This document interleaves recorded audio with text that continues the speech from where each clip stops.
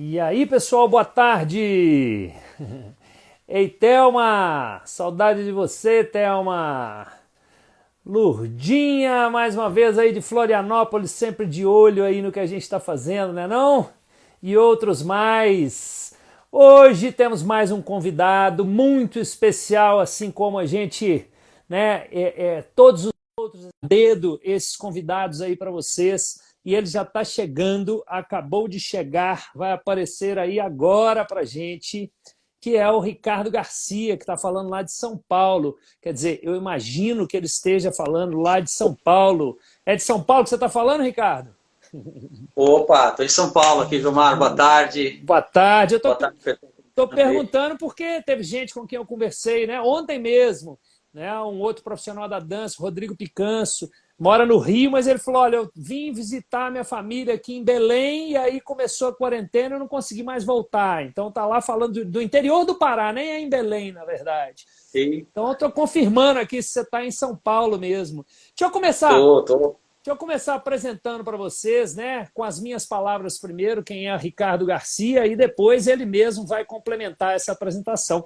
Primeiramente, muitíssimo obrigado, né, por estar aqui nesse bate-papo conosco. Em primeiro lugar, por poder te rever, né? Tem tanto tempo que a gente não se encontra presencialmente, né? Já Verdade. estivemos, Ricardo e eu, a gente já esteve juntos em diversos momentos, né, em parcerias, aí, em eventos com a dança, já esteve aqui na Mimos como convidado, como um dos ilustres professores escolhidos a dedo para o nosso curso de qualificação, ministrando a disciplina aí de danças caribenhas, ele que é um especialista em danças caribenhas e é um dos motivos dele estar aqui para esse bate-papo conosco, né? E é um dos produtores, idealizadores, e depois pode contar um pouquinho para a gente também, do Congresso Mundial de Salsa, que depois também virou Congresso Mundial de Cultura Latina, se não me engano, né? É um Semana da evento, Cultura Latina. Semana da Cultura Latina, um dos maiores eventos, eu acho, né, ligados às danças a dois, às danças de salão do Brasil, e que acontece em São Paulo já há mais de 15 anos, né? E depois fala um pouquinho para a gente, onde eu já estive como convidado, tive a honra de estar como convidado algumas vezes, e é impressionante a qualidade do evento, a qualidade da produção e a maneira como a gente é muito bem recebido lá, a qualidade dos professores e da temática que é levada para o evento também. Então, o Ricardo é um dos precursores, inclusive, né, da salsa, da cultura latina aqui no Brasil, e um dos maiores especialistas que eu consideraria, né? Por isso ele está aqui como um dos Obrigado. convidados especiais. Agradeço mais uma vez e, inclusive, como eu já disse, para a gente poder se reencontrar. Fala um pouquinho para a gente, se apresente aí para os nossos convidados aí, Ricardo. Vai lá, é com Bom, você. em primeiro lugar, obrigado pelas palavras aí, Vilmar. Muito obrigado pelo convite. Você sabe que o bate-papo com você sempre é muito prazeroso, né?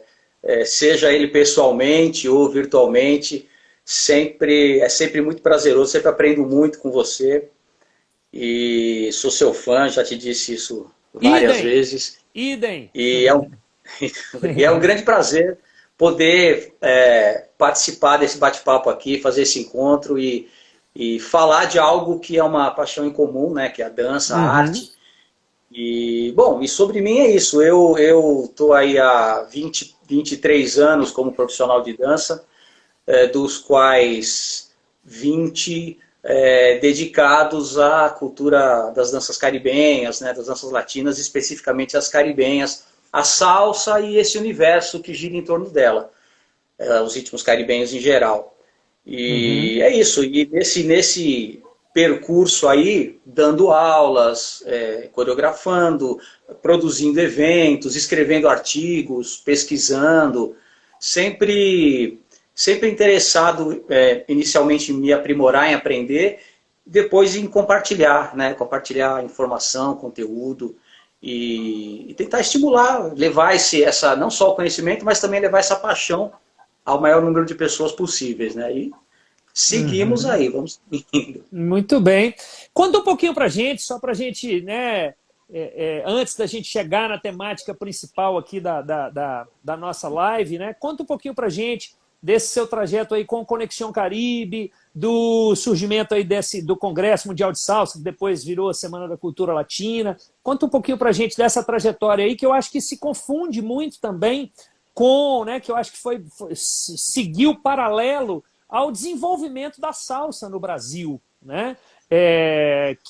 As pessoas, acho que as pessoas talvez muitas pessoas não saibam, mas é algo muito recente, né? É algo que a gente está falando que foi início da década de 90 para cá, né? Antes da década de 90 as pessoas não conheciam de salsa, não conheciam de músicas e danças caribenhas aqui no Brasil, e foi a partir dessa década. E eu acho que essa trajetória de vocês aí do Conexão, aliás, do Conexão, desculpa, Conexão Caribe. Conexão Caribe, exato. E o Congresso Mundial de Salsa, eu acho que se confunde muito com esse percurso da salsa aqui no Brasil. Fala um pouquinho pra gente. Sim, sim. A gente começou essa história em 99, João. Eu conheci o Douglas Mormari, né, que sempre foi meu parceiro aí desse percurso todo, e a gente descobriu essa paixão em comum, inicialmente essa vontade de conhecer mais sobre salsa, principalmente. Sim. E inicialmente surgiu a ideia de juntar um grupo de amigos para estudar salsa, né, para estudar. Sim. Aliás, no começo era para estudar rueda de cassino, especificamente. A gente era bem pontual mesmo, a gente queria estudar e desenvolver rueda de cassino. E juntamos um grupo aí de pessoas que eram pessoas que gostavam já de música latina, mas que não dançavam, que não eram dançarinos. E aí a gente foi estudando e teve um momento que esse estudo foi ficando tão sério que a gente acabou virando profissional de dança, né? Começou a dar aulas de dança e logo no início, como você bem citou, não era uma cultura que o brasileiro tivesse muita afinidade.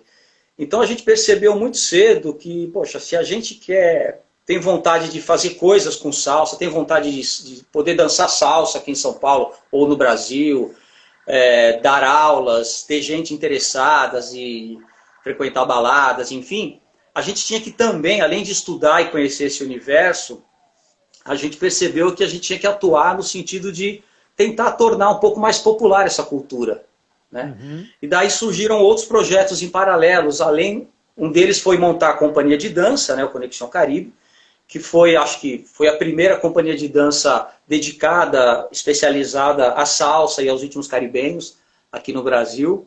E junto com isso, criar um evento que começou como um Encontro Nacional de Salsa, em 2001, a primeira edição.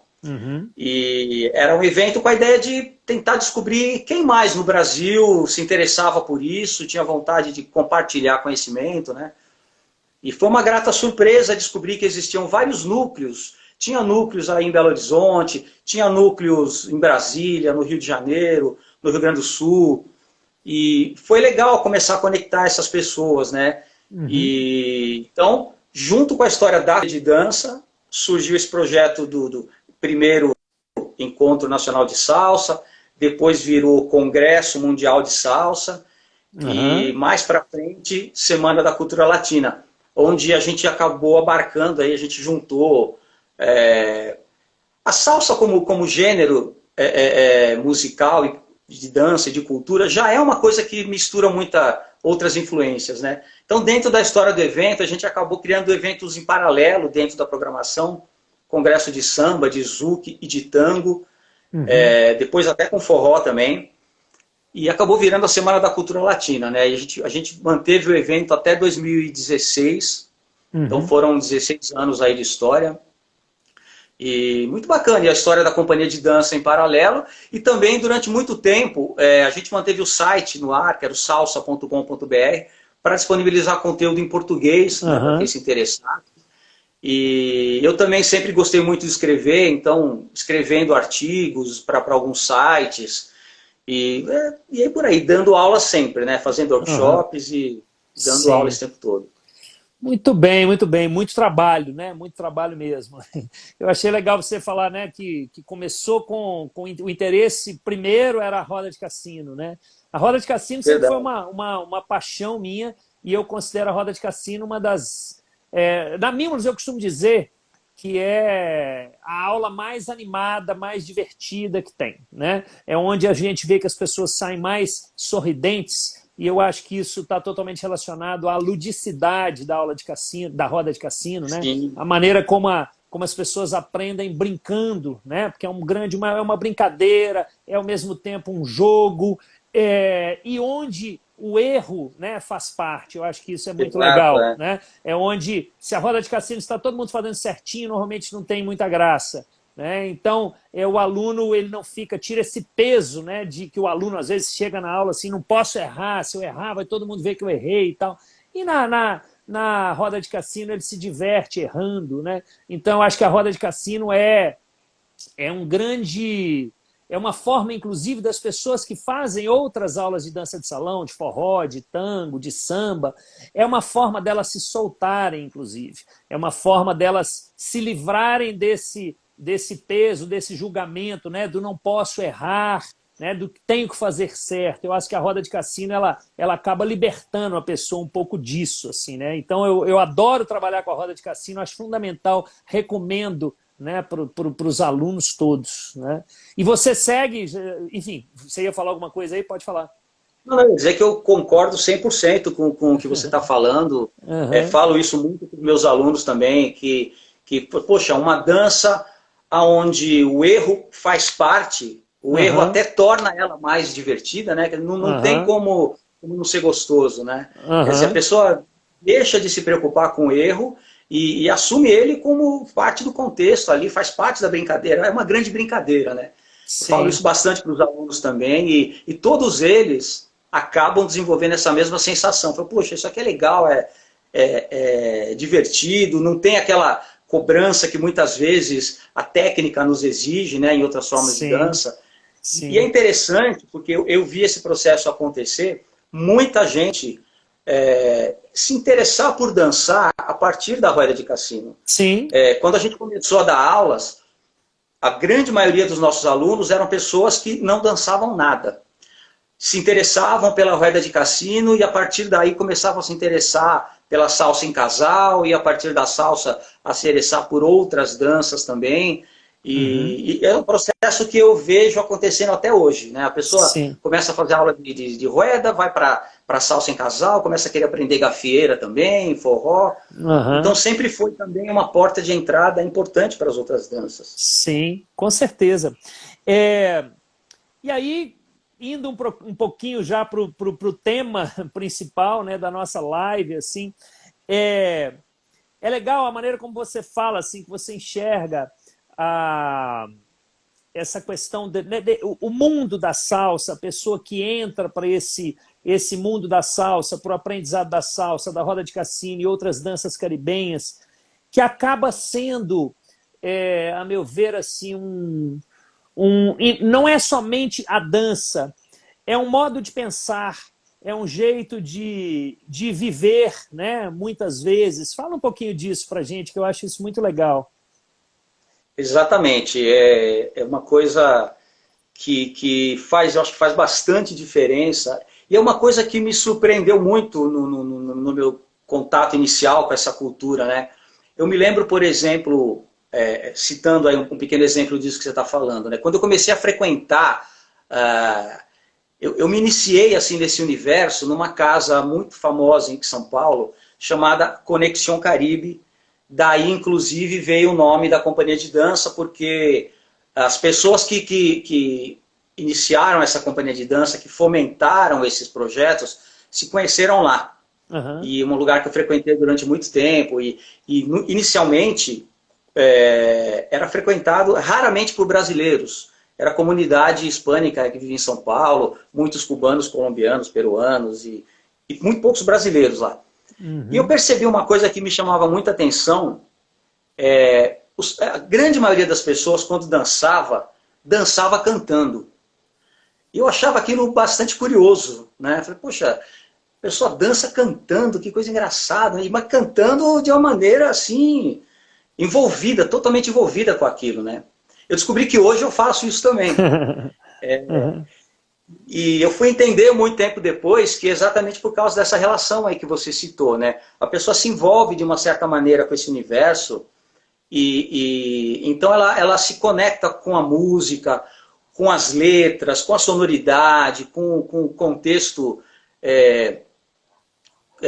que muitas músicas procuram transmitir, sejam elas no sentido de crônica social, ou crônicas no sentido amoroso, enfim. As pessoas acabam criando muita identificação com...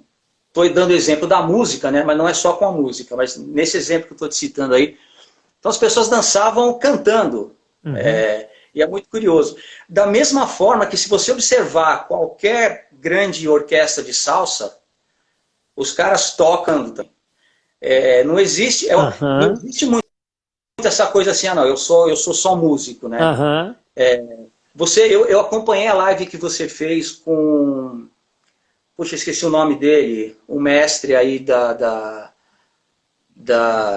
que vocês fizeram sobre a cultura afro nas danças de salão. Faz umas 2 semanas. Ah, sim, Tizumba, Maurício Tizumba. Tizumba, isso, mestre Tizumba, exatamente. E vocês estavam falando dessa questão do canto, da dança e da música. Isso vem muito com a cultura africana, e permaneceu isso no germe da salsa, né? Então a salsa é um ritmo que você mistura muito essa coisa de tocar, cantar, dançar, e daí você vai para a maneira de se vestir, de se comportar. Por exemplo, eu desenvolvi muito meu interesse pela língua espanhola, sabe? Então você acaba se inserindo nesse contexto de uma maneira muito interessante, muito profunda até. E é um contexto muito rico, né? O contexto poético da salsa é muito rico, o contexto musical, as músicas são de uma riqueza muito grande, de uma complexidade, de um colorido muito grande, a dança também. Então é toda uma linha cultural que vai nos envolvendo mesmo. É legal a gente, né, falar sobre isso e expandir isso que você está falando, né, para outros universos de outras danças de salão, o tango, o samba, enfim.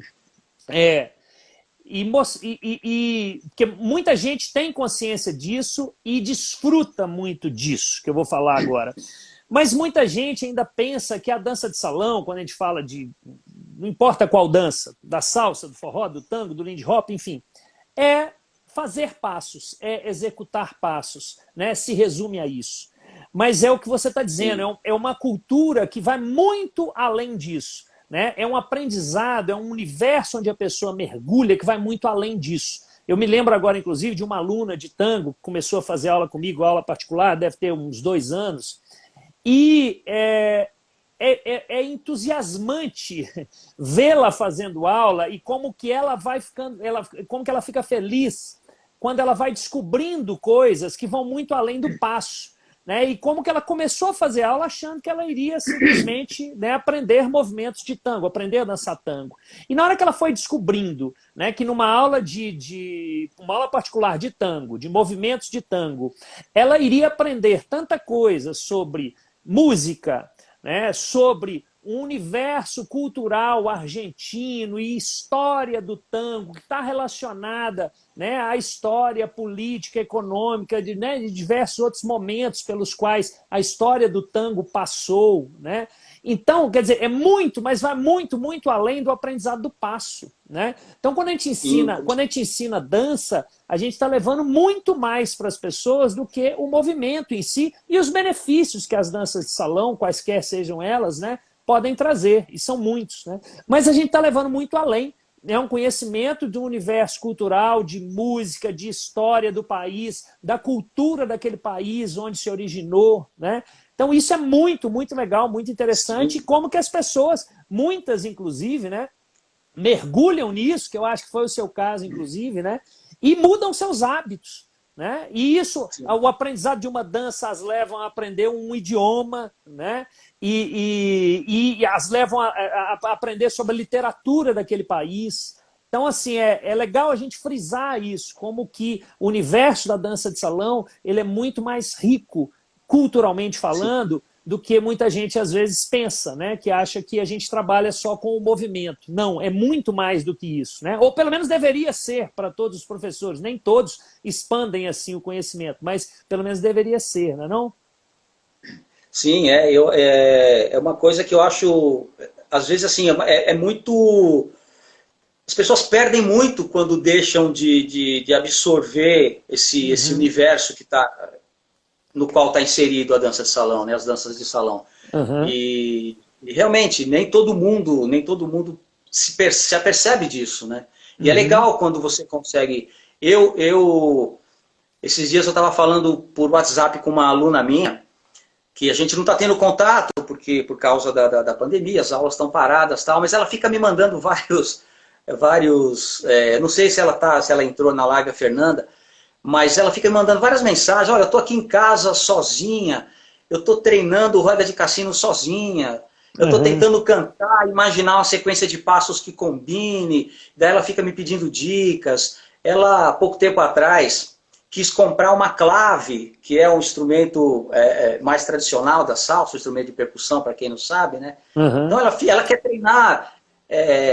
E aí eu falei para ela, falei, poxa, Fernanda, esse tipo de feedback, de receber esse tipo de feedback, pelo menos para mim, é a coisa mais instigante dessa profissão de professor de dança, porque é muito mais legal do que ver alguém e falar, poxa, legal, aprendeu o passo, tá fazendo direitinho, né? Uhum. É, quando você percebe que você está conseguindo contribuir com alguma coisa para tornar a vida de alguém mais interessante, mais Sim, alegre, mais sem dúvida. divertida, sei lá, de Sem alguma forma dúvida. mais interessante, é, eu acho que é o que nos gratifica muito mais, né? Sim, sem dúvida. E alunos e alunas que não somente nesse período, né, de isolamento pelo qual a gente está passando, mas não somente nesse período, mas nesse período às vezes até mais importante, como você citou, mas que, né, terminam a aula e falam assim, ó, agora me passam para casa aí, né? Qual música ou qual compositor que você sugere para eu estudar? Então eu mando para a pessoa, ó, escuta essa música, presta atenção nisso, né? Ah, me sugere um livro, um filme, né? Então são pessoas que aí, pô, eu vou empresto, às vezes indico, né? Aí é um livro sobre as origens, sobre a música, sobre diversos temas relacionados à dança, mas que não estão necessariamente ligados diretamente a ele, né? Filmes. Então, é muito interessante isso também, e o feedback das pessoas, como que isso vai enriquecendo e vai motivando-as cada vez mais, né, a aprender mais sobre a dança, né? Inclusive tem a ver, isso que a gente está falando, a gente vai iniciar daqui a uns 10 dias um curso sobre história das danças de salão, que é um tema que eu adoro, né, trabalhar, né, história geral, que tem muitos pontos em comum, e que eu acho fundamental, não somente para quem está aprendendo, mas para quem ensina, né, ou principalmente para quem ensina, mas para quem está aprendendo também, porque ela se apropria, né, dos movimentos, ela entende os porquês, as razões de ter que se movimentar de uma forma ou de outra. E esse momento que a gente está vivendo de isolamento também, só estou me lembrando aqui, aproveitando, alguns alunos, né, muitos alunos têm aproveitado para fazer aulas online, para absorver conteúdos online, e aí a gente aproveita também para ministrar conteúdos teóricos. E alguns alunos às vezes falam, poxa, mas eu não tenho tempo, às vezes até muita coisa postada, muita coisa online, né? Mas eu não tenho tempo para desfrutar.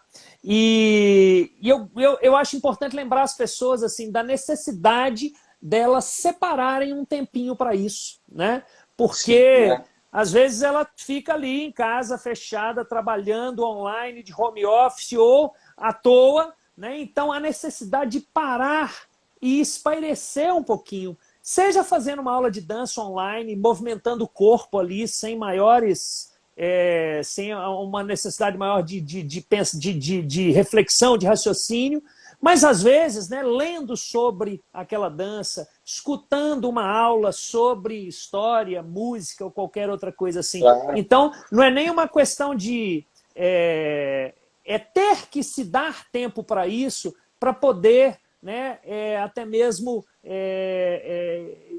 relaxar, digamos assim, né, em muitos momentos pesados que elas vivem. Que é o que eu dizia também. Tem gente que fala que a dança de salão, o lazer é a coisa que a pessoa corta primeiro, no momento de dificuldade financeira, porque é supérfluo. Eu penso que é o contrário, não é supérfluo, é necessário, ainda mais num momento como esse, né? E a gente vê no povo cubano agora voltando assim, desviei um pouquinho do assunto, o povo cubano, né, quando eu estive lá, isso ficou claríssimo para mim.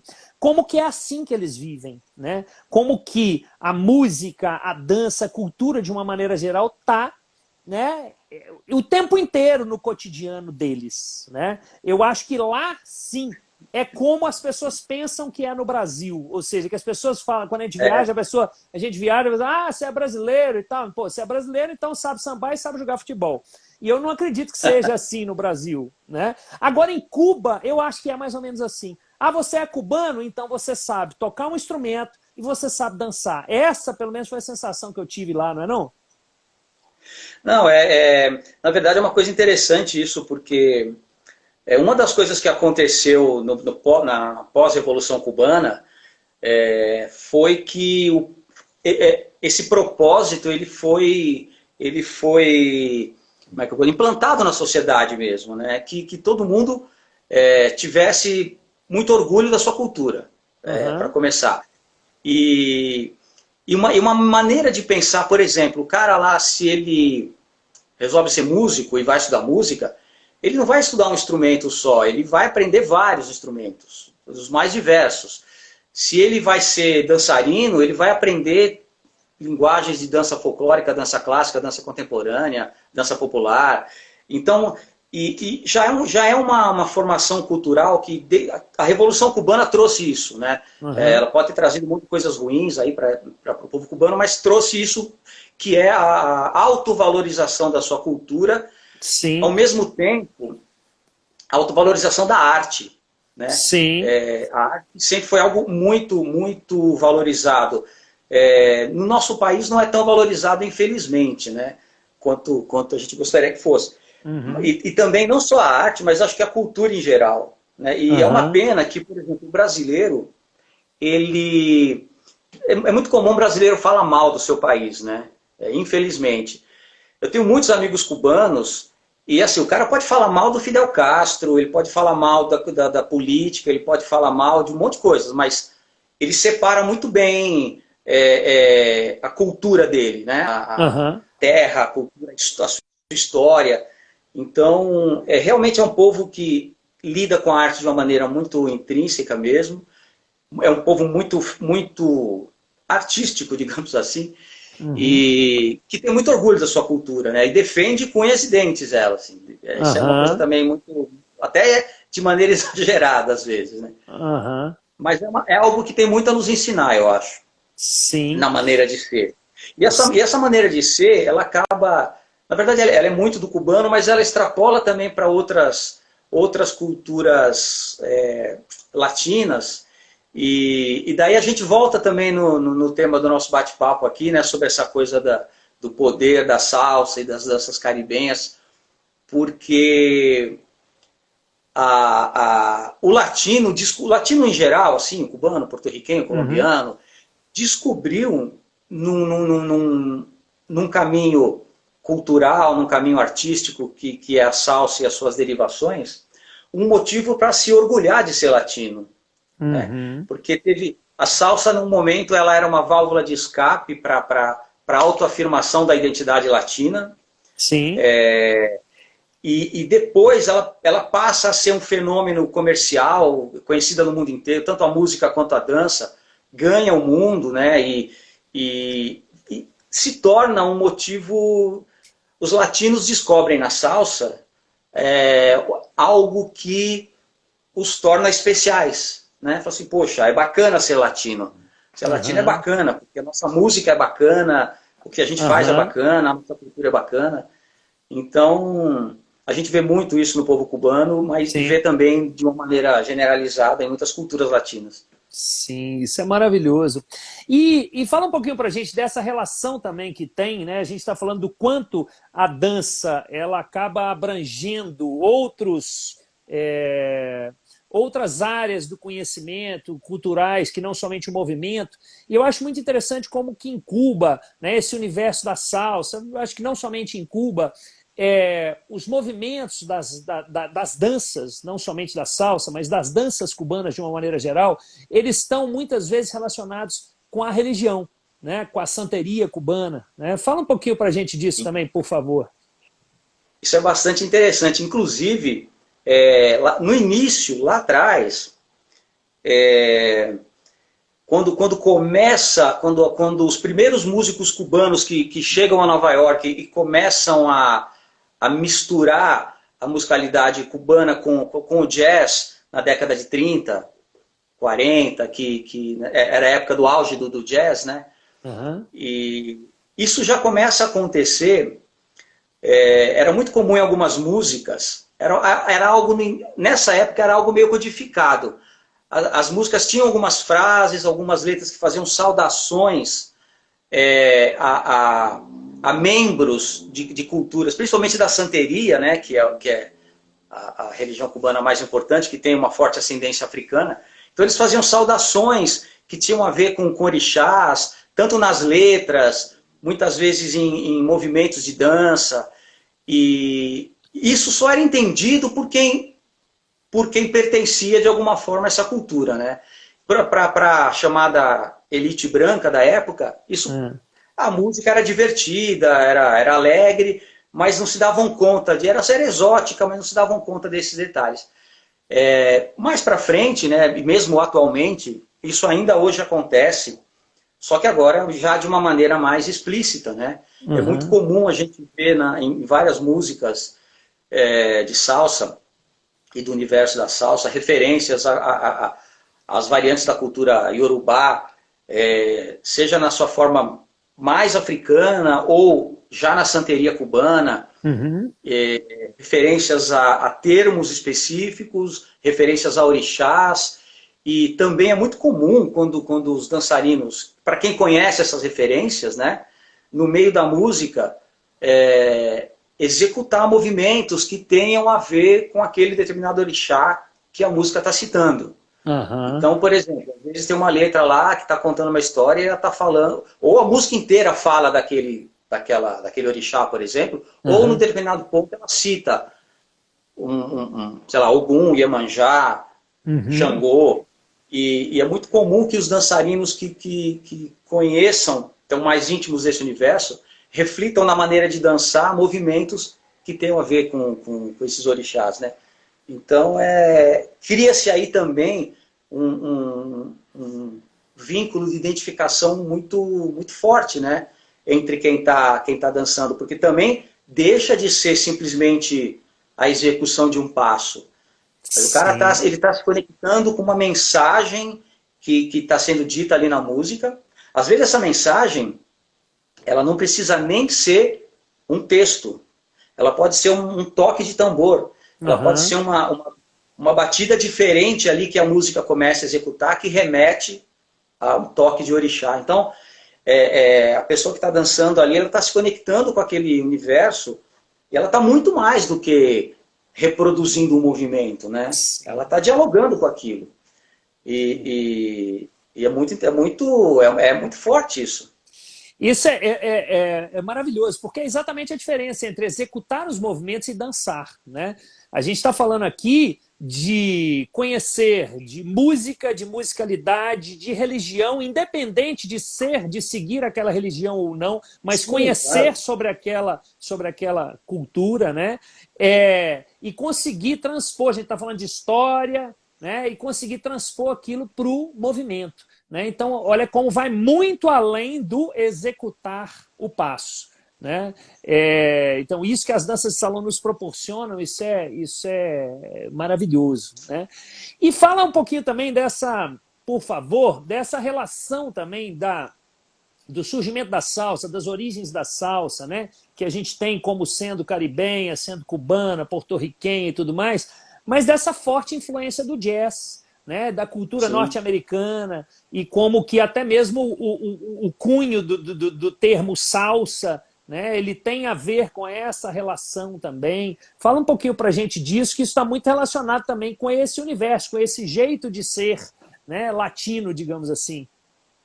Sim, com certeza. Inclusive, eu vejo na história da Mimulus muita similaridade com a história da salsa.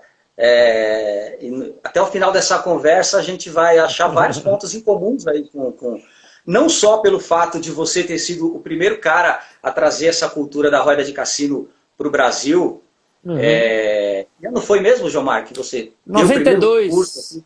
Foi no, 1900, não, 92. 1992 foi quando eu estive em Cuba, né, e fiz aulas no Conjunto Folclórico Cubano e aprendi a roda de cassino. E aí então comecei a estudar e comecei aos poucos a ensinar aqui no Brasil, né?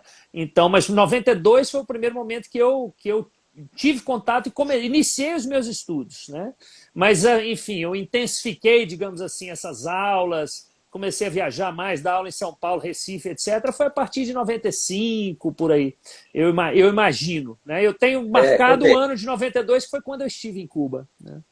a gente começou com os projetos com Conexão Caribe em 99. Então, quer dizer, Aham. já tinha vários anos aí, você já trouxe esse universo para cá, mas vai além disso a relação da Mimulus, da história sua e da Mimulus com a salsa. Por exemplo, né, você perguntou sobre o surgimento disso. Hum. A salsa ela surge como fenômeno internacional a partir de Nova York. Aham. Mas como gênero mesmo, musical e de dança, ela surgiu em Cuba. Né? Aham. Ela surgiu em Cuba, música cubana, danças cubanas e tal. Mas tem uma história muito interessante, e a gente já começa a fazer o link aí com a história da Mimulus, porque esse gene começa a se formar em Nova York a partir de um lugar que eu sei que você já falou muito sobre ele, que é o Savoy, Sim. que era um salão muito importante, era um salão muito famoso de jazz e de swing dances, né, também, era um palco muito famoso da música e da dança, né, do jazz. Sim. E houve um músico cubano na década de 30 que tocava com bandas muito importantes no Savoy, e quando ele foi diretor musical de um cara muito famoso na época, chamado Cab Calloway, Aham. que era um grande cantor e morreu há pouco tempo também, ele sugeriu misturar a musicalidade cubana, a percussão cubana com a linguagem harmônica do jazz. Aí começa a surgir em Nova York esse movimento aí que vem a ser conhecido mais tarde como o movimento do mambo e do jazz latino, mas isso começa no Savoy, né? Então é o Legal. primeiro ponto ali. O segundo ponto é que a dança, a dança salsa, ela tem uma influência muito grande do swing, né? E das variantes do swing. Tanto Uhum. o cassino, que é a forma cubana de se dançar salsa, Uhum. quanto o mambo, a salsa em linha, né? Que é a Uhum. forma linear de se dançar salsa, tiveram uma influência muito grande do que os dançarinos da época do swing faziam, do Lindy Uhum. Hop e tal. Influenciou, tem muitos passos com uma similaridade muito grande. Claro que aí, no universo da salsa, vão adquirindo uma identidade própria, né? Mas fortemente influenciado por essas danças. Aham. Mas, resumidamente, a gente poderia falar isso, que é uma história que começa em Cuba, vai na década de 30 para os Estados Unidos, começa a fazer muito sucesso, principalmente também porque esse movimento nos anos 40 e 50, ele se torna muito popular entre celebridades, artistas de cinema, produtores de televisão e de cinema e artistas que passam a frequentar o que foi conhecido como o Templo do Mambo também, que é um salão chamado Palladium, Uhum. em Nova York.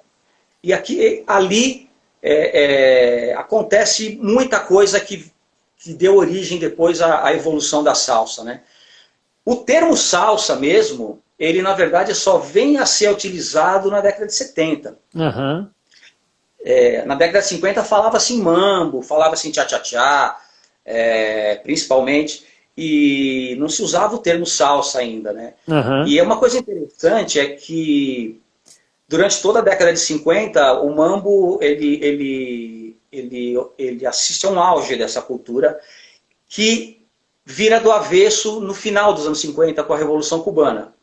Em 59 tem a Revolução Cubana, e aí essa cultura que era muito admirada e muito propagada nos Estados Unidos passa a ser coisa de comunista, né? Passa a ser uma coisa que os Estados Unidos passa a rechaçar. Uhum. Porém, em Cuba, ela continua se manifestando muito fortemente, né? De uma maneira isolada lá, por causa da Sim. Revolução e tudo.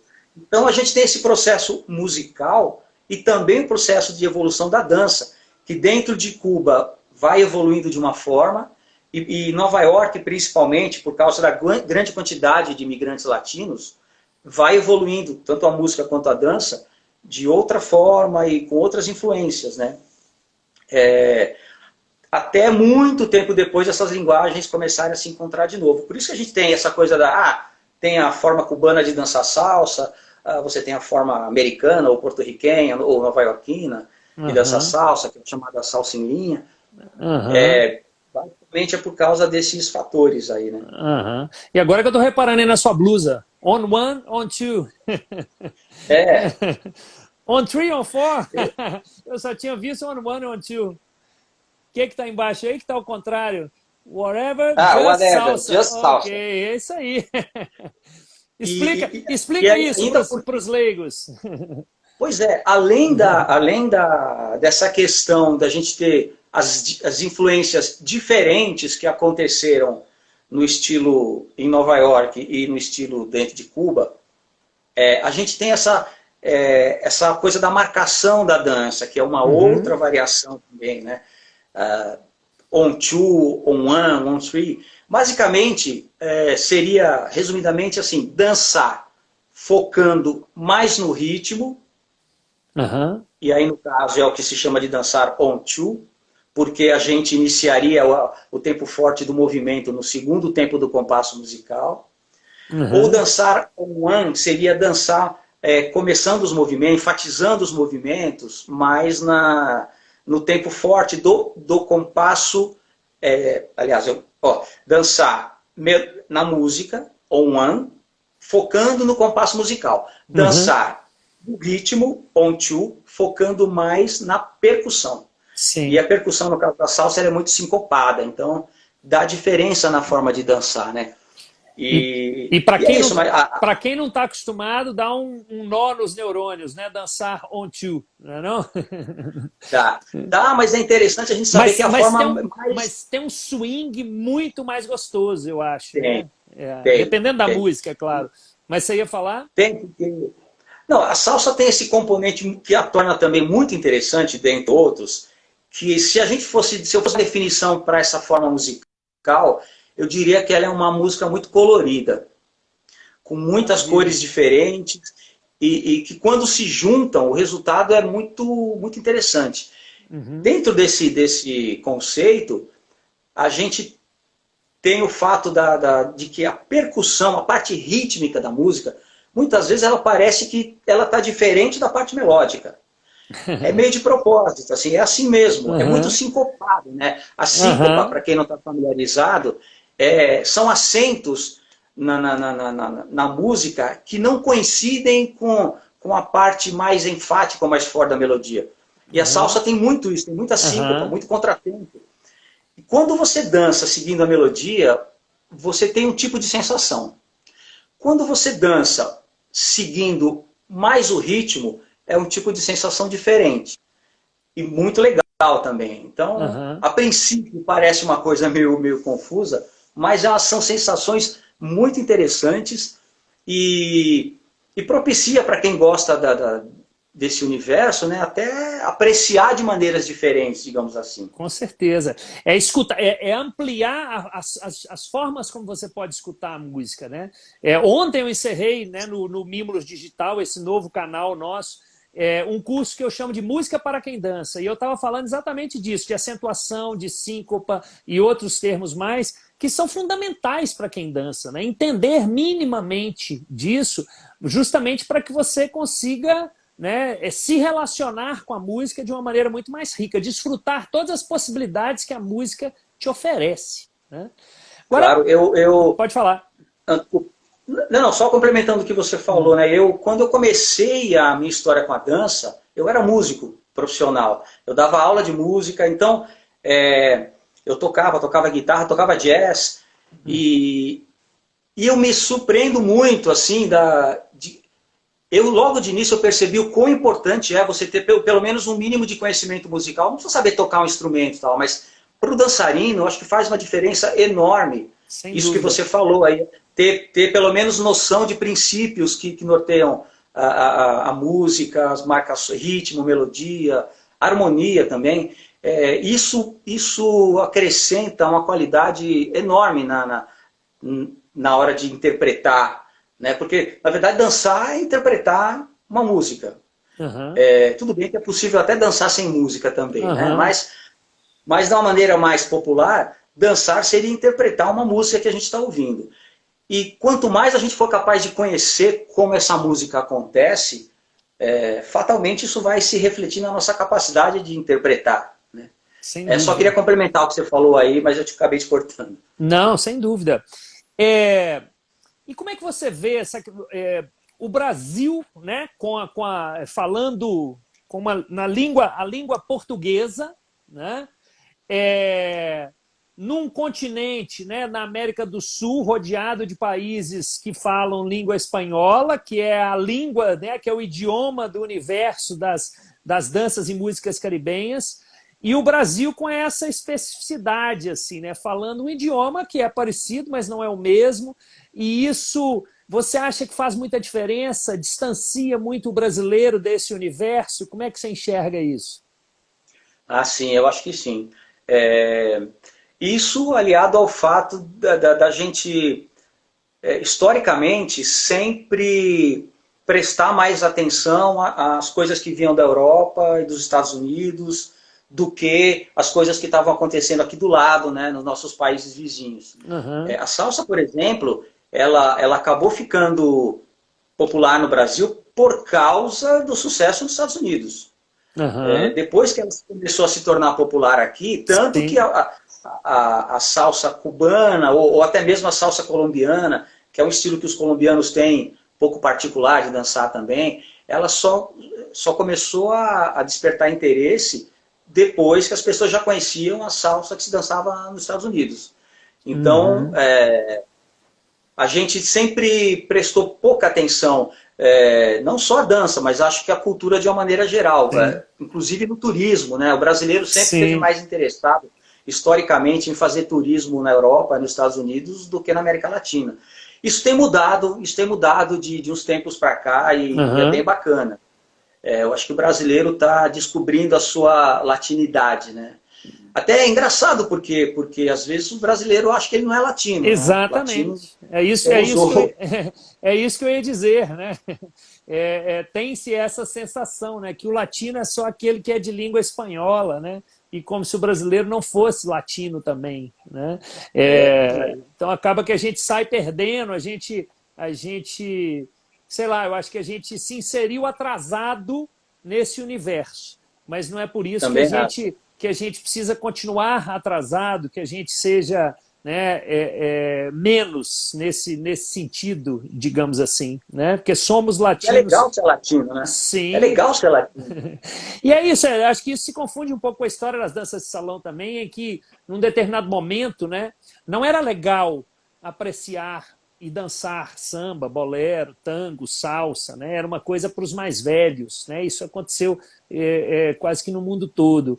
E aí, de repente, até mesmo por esse ciclo nostálgico das artes, de uma maneira geral, isso volta a ser valorizado, né? Então, isso que você falou assim, é legal ser latino, né? Eu acho que as pessoas descobriram, os argentinos redescobriram que é legal dançar tango, que é legal escutar tango, Sim. né?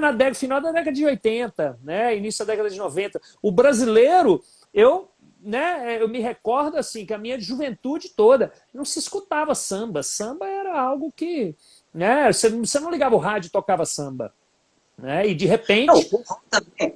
Eu me surpreendi, eu já não era nem adolescente, já estava na fase adulta. Assim, a primeira vez que eu viajei para o Nordeste e tive um contato mais próximo com a cultura do forró, falei, puxa, forró é legal pra caramba, né? É uma coisa que, na uhum, época, em São Paulo, pelo menos, não era, era meio estereotipado, sabe? Não era sim, como é hoje, não era sim, valorizado como é hoje. sim. Bom, antes da gente chegar aí já nos minutos finais, para a gente não ter que falar correndo, né? Enquanto eu vou falando aqui, eu queria que você fosse pensando em algum assunto, alguma coisa que você queria falar relativo ao tema aí, que a gente não falou até agora, e também algo que você queira divulgar aí, não sei, de eventos de vocês, de aulas, etc. Né? Eu queria lembrar o pessoal, né, os alunos que estão em casa, não somente alunos da Mimulus, repito mais uma vez, da necessidade de vocês se darem um tempo, se presentearem com esse tempo para dançar, né? Seja sozinhos, colocando uma música e se divertindo, ou seja, colocando ali uma aula online no celular, no computador, mas você merece, você precisa disso, né?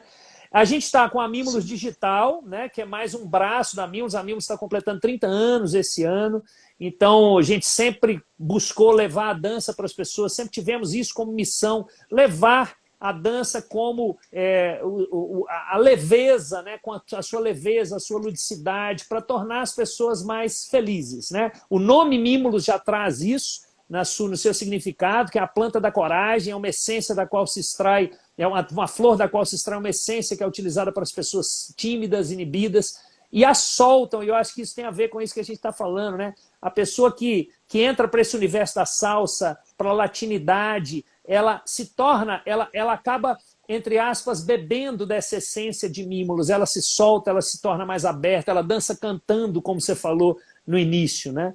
Então, agora com a Mimulus Digital, nesse ano que é tão marcante em todos os sentidos, mas marcante para a gente também, que a gente está fazendo 30 anos, a gente vem com a Mimulus Digital e aí estamos promovendo diversos cursos aí. O Música para Quem Dança, que se encerrou ontem, mas vai ter nova edição. Cursos de composição coreográfica. A gente está no meio de um curso de criatividade e liderança. Começou segunda-feira, foi segunda à noite, ontem à noite, vai ter hoje à noite, 9h30 da noite, quinta-feira. E outras, além das aulas práticas, né? Então é isso que a gente está falando. Vai muito além do dançar, digamos assim. Então é aproveitar esse momento para levar esse conteúdo todo para as pessoas. Pode falar o que você ia dizer. Sabe que eu acho fantástico ter acompanhado os projetos da Mimulus, sempre inovando e sempre ensinando muito aos demais profissionais de dança no Brasil. Vocês estão de parabéns, sempre admiro demais assim, o que vocês fazem, assim, tem muito sempre a nos ensinar. E sabe que antes de acontecer essa coisa toda de pandemia, eu já estava iniciando um projeto que eu tinha alguns alunos muito antigos e que fazem aula comigo há muito tempo, que falaram, eu não quero mais ficar fazendo aula, eu queria que você criasse um grupo de estudo, alguma coisa para a gente se aprofundar no universo da salsa e tal. E eu já vinha fomentando esse projeto, eu ainda não implantei, mas ele já está quase pronto. Inicialmente eu implemento aulas presenciais. Eu achava que uma maneira de aprofundar o aluno nesse universo seria isso tudo que a gente está falando, sabe? Aprofundar, tanto presencialmente, mas também ter uma possibilidade tecnológica e online dele ter material para estudar em casa, seja em vídeo, seja em textos, artigos, músicas, enfim. É um projeto que eu estou me dedicando esse tempo e que eu devo implantar logo, logo, e que alguns alunos estão me pedindo faz tempo, né? Alunos que falar nisso, só aproveitando aqui.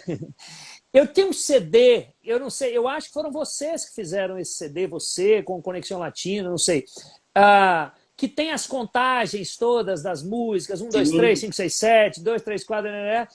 Eu tinha esse CD arranhado e aí passou para o meu computador cheio de chiados e tal. Se você ainda tiver isso, me manda, por favor, porque isso é maravilhoso e para quem é professor, isso é um material de uma riqueza incrível. Tá? Vou ver se eu consigo subir para o Spotify, por exemplo, mas eu te mando. Por favor. Te mando de qualquer maneira, eu tenho. É muito legal.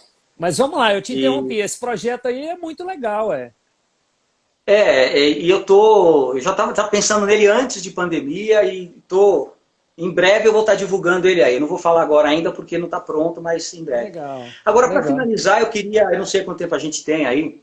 É mais uns 5 minutos. Mas eu queria falar de... Depois, quem não assistiu a live, quem entrou depois, né, ou quiser recomendar para os seus conhecidos, as nossas lives, além delas ficarem 24 horas no Story, ela vai para o YouTube também. Então fica lá no canal da Mimulus Escola de Dança no YouTube. A partir de amanhã já vai estar lá. Mas pode falar. Bacana.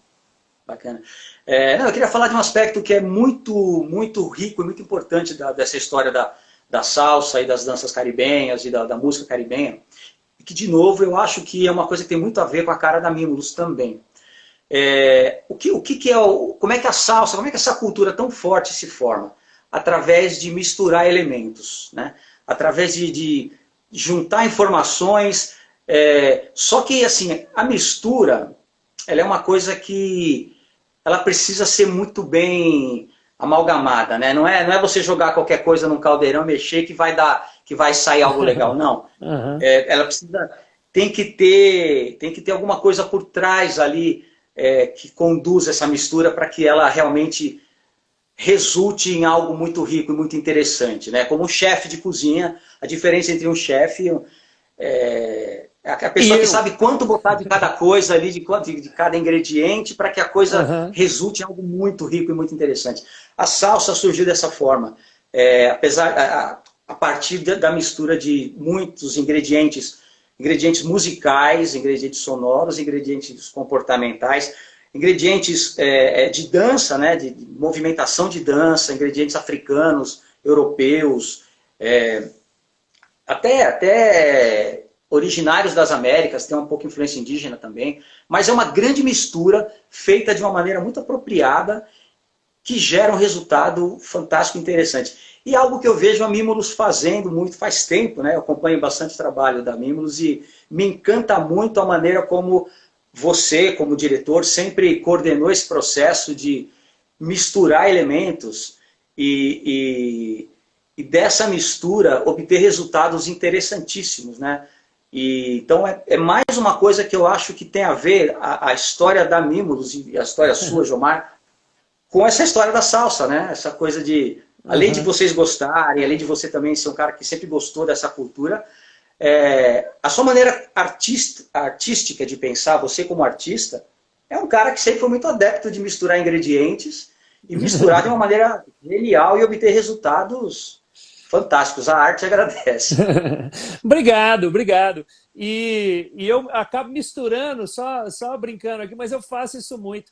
A minha família aqui, meus filhos, a minha esposa, eles ficam horrorizados às vezes como que eu misturo ingredientes os mais estranhos possível em bebidas, em comidas que eles olham, fazem aquela cara assim, nossa, meu Deus. Mas pelo menos, né, artisticamente, eu acho que eu consigo misturar bem alguns ingredientes. Mas isso tem a ver.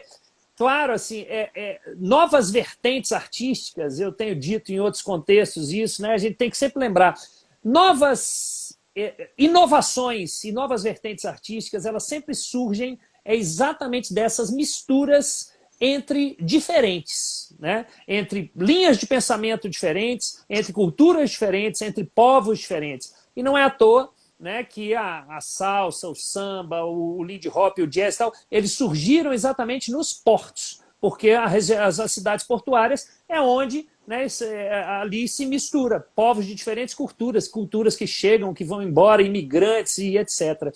Então, assim, a necessidade e a importância da gente se misturar, né, da gente aceitar o diferente, da gente conversar com o diferente, né? Da gente estar aberto a outras opiniões, porque só assim também a gente cresce, né? E é isso que nos proporciona criatividade. Quando a gente está aberto ao diferente, quando a gente escuta, lê, busca, assiste o diferente, a gente consegue criar coisas, né? Conexões novas, né? Temos 1 minuto e 40. Se quiser fazer suas considerações finais, eu já deixo aqui o meu beijo de agradecimento e saudade de estarmos juntos em eventos aí, não é não? Pois é, eu espero que a gente consiga, muito brevemente, né, ter grandes eventos de dança, como a gente vinha tendo e teve durante tanto tempo no país, porque o encontro, né, essa troca de experiências é muito importante também. A dança é muito isso também, né, a parte de socializar, a socialização da dança é muito importante, o contato, não só o contato físico do abraço, mas o contato de almas, né? de personalidades, de amizades. A dança tem isso de muito importante, acho que está todo mundo sentindo falta, eu, você também, espero que a gente consiga retomar isso muito em breve. E, bom, Gilmar, eu agradeço muitíssimo, como eu disse no começo, é sempre um prazer muito grande conversar com você, trocar ideias, aprender com você, bater papo. Você é um cara que sempre me inspirou muito e espero também que... Eu sei que Mimulus, me parece, tem uma agenda marcada para vir para São Paulo se apresentar, né? Vamos estar aí, Teatro Alfa Alfa, 20 e 21 de outubro. Teatro Alfa, 20 e 21 de outubro. Espero que estejamos, né, que possamos estar vai estar tudo em ordem. Eu vou estar lá para assisti-los mais uma vez e convido o pessoal de São Paulo para... Não só de São Paulo, mas o pessoal do Brasil, quando tiver oportunidade, para sempre prestigiar o trabalho da Mímulus, porque é algo que é fundamental na história da dança do Brasil. E Obrigado pelo convite. Essa admiração é totalmente recíproca. Um beijo para todo mundo. Obrigado, pessoal. Valeu. Muito obrigado a